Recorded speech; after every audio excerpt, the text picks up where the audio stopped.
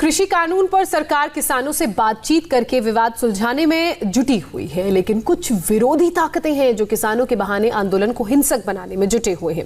इसमें लेफ्ट संगठन सबसे बड़े संगठन के रूप में सामने आ रहे हैं और सबसे आगे भी नजर आ रहे हैं। अब से 24 घंटे बाद सरकार और किसानों के बीच मीटिंग होगी, लेकिन उससे पहले हरियाणा के कैथल में लेफ्ट के हिंसक प्रदर्शन की तस्वीरें भी सामने आई हैं।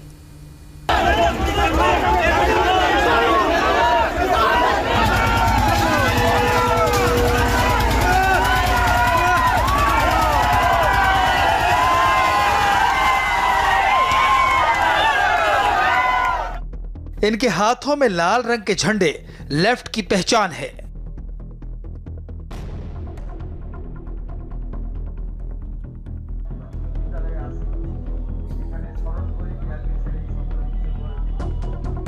और इनकी जुबान पर सिर्फ बीजेपी विरोधी नारे हैं। मुर्दाबाद, मुर्दाबाद, मुर्दाबाद, हमसे डरता है,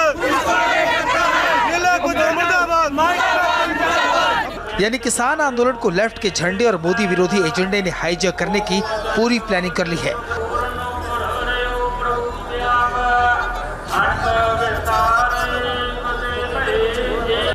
पिछले 39 दिनों से शांतिपूर्वक चल रहे आंदोलन को कैसे हिंसक बनाने की साजिशें रची जा रही हैं। इसे जानने के लिए हरियाणा के कैथल से आई इन तस्वीरों को देख लीजिए।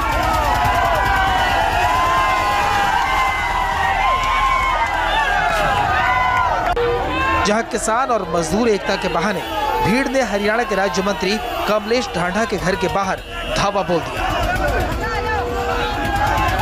पुलिस ने उन्हें रोकने की कोशिश की तो लोगों की भीड़ ट्रैक्टर लेकर आई और बैरिकेड्स उड़ाते हुए चल दी।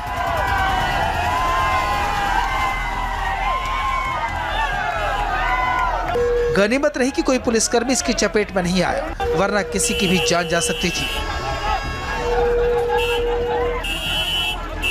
आरोप है कि हरियाणा के राज्य मंत्री कमलेश ढांढा ने किसानों की बात को विधानसभा में ठीक से नहीं उठाया।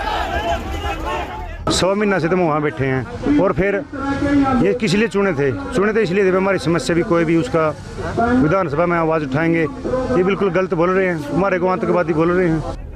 एक तरफ वो किसान हैं जो अपने परिवारों से दूर दिल्ली के बॉर्डर पर डटे हैं, कड़ाके की ठंड और बारिश के बीच शांतिपूर्वक प्रदर्शन कर रहे हैं। दूसरी तरफ वो किसान नेता हैं जो थोड़ी देर के लिए आते हैं, बंद कमरों में बैठते हैं, प्रदर्शन की रूपरेखा तैयार करते हैं, किसानों को इंस्ट्रक्शन देते हैं और वापस लौट जाते हैं, जिनका एजेंडा सिर्फ किसानों को भ्रमित करना, सरकार का विरोध करना और आंदोलन को जारी रखना है। हाले फैसला नहीं होया।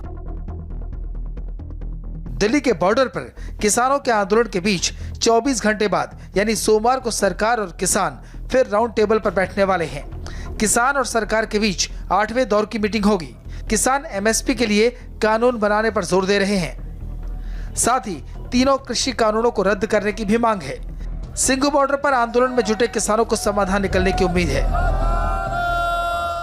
मोदी साहब किसानों के खिलाफ नहीं है, वो किसानों के साथ इतना निर्दयी व्यवहार नहीं कर सकते। आज जब किसानों के साथ उनकी मीटिंग्स हो रही हैं तो मुझे लग रहा है कि वो जरूर इसके बारे में एक सॉफ्ट कॉर्नर लेते हुए किसानों का मसला सॉल्व करेंगे। कल से बारिश हो रही है, 30 किसान हमारे शहीद हो चुके हैं इस आंदोलन से। 1 महीने से ज्यादा आंदोलन है, सरकार को भी सुननी चाहिए। किसानों और सरकार के बीच निर्णायक माने जाने वाली इस मीटिंग से पहले केंद्रीय मंत्री प्रकाश जावड़ेकर ने एक बार फिर कहा कि सरकार किसान भाइयों की हर छोटी से छोटी, बड़ी से बड़ी बात सुनने को डे वन से तैयार है।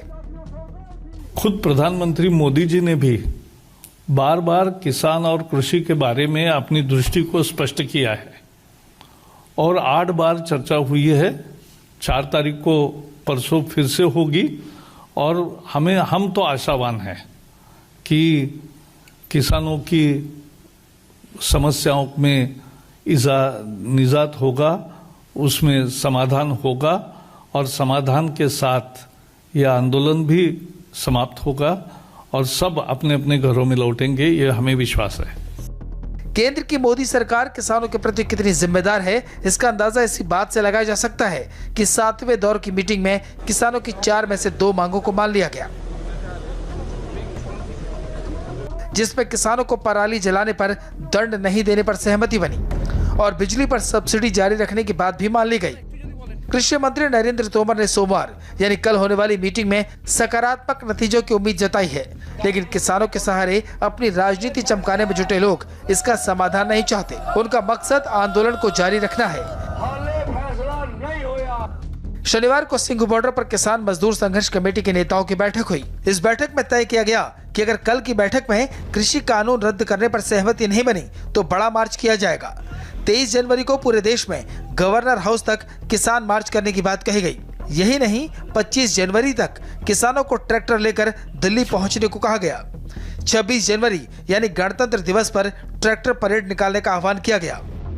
यानी सरकार विरोधी नेताओं का एजेंडा बिल्कुल क्लियर है कि सरकार झुक जाए और कृषि कानून को रद्द कर दे, नहीं तो 26 जनवरी तक ये आंदोलन यूं ही जारी रहने वाला है और इसके लिए वो हिंसक रास्ता अपनाने से भी गुरेज नहीं करेंगे।